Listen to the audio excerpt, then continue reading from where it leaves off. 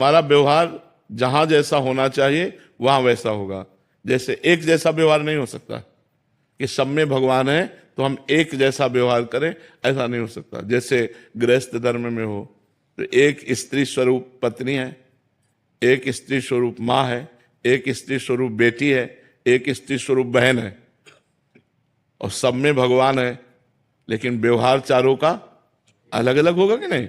एक के पैर छूते हैं, एक को गले लगाते हैं, एक को आशीर्वाद देते हैं, बेटी है, और एक है जो हमारी अर्धांगिनी है। चारों में भगवान का हम दर्शन करेंगे, लेकिन व्यवहार बिल्कुल अलग अलग होगा। ऐसे ही हमें देखना है कि जैसे भगवान चोर रूप में आ रहे हैं तो उनकी पूजा अगरबत्ती से नहीं होगी, डंडे से होगी। डंडा रूपी भगवान से चोर रूपी भगवान की पूजा होगी। भगवान रोग रूप से आ रहे हैं तो औषधि रूपी, हाँ, तो ये हमको थोड़ा विवेक रखना पड़ेगा कि अब सब में भगवान है। अब जैसे एक संत ने अपने शिष्य से कहा कि बेटा मैं तुम्हें बड़ी गूढ़ बात बताता हूं, सब में भगवान है ऐसी भावना करने वाला पुरुष बहुत जल्दी माया से मुक्त हो जाता है।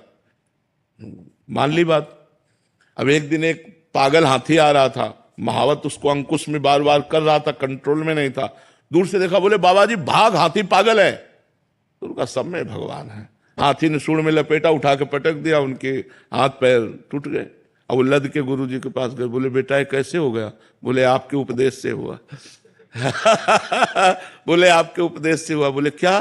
बोले आपने कहा था सब में भगवान है, तो हमने हाथी में भी भगवान देखा। हाथी बोले किसी ने कुछ कहा नहीं? बोले महावत तो चिल्ला चिल्ला के कह रहा था। तो बोले महावत में भगवान नहीं देखा? महावत एक रूप में भगवान कह रहे हट जा हाथी पागल है, तो वो भी बात तो मानो कि भगवान ऐसा कह रहे। तो थोड़ा विवेक की जरूरत है। अब ऐसा नहीं साफ फुसकार कह रहे बोले आओ भगवान, तो वो भगवान काट ही लेंगे आपको। हाँ, अलग अलग भगवान के रूप है तो अलग अलग उनकी पूजा भी है, ये बात समझनी है। महाराज जी, इस पर सब में दोष दर्शन सा दिखाई देता है। नहीं, दोष दर्शन नहीं है, दोष दर्शन नहीं है, स्वभाव का खेल है। जैसे आप गंदे आचरण करते हो तो हम आपको भगवान के भाव से मानेंगे, लेकिन आपसे मित्रता नहीं करेंगे, आपसे बात नहीं करेंगे, आपसे व्यवहार नहीं करेंगे। दर्शन हमारा होगा कि आप में भी भगवान है, पावर वही है, परमात्मा ही है, लेकिन आप गलत आचरण करते इसलिए हमारी आपकी दोस्ती नहीं हो सकती, हमारा आपका व्यवहार नहीं हो सकता। ये बात है। हमें दोष दर्शन नहीं करना है, लेकिन हमें संग भी नहीं करना है।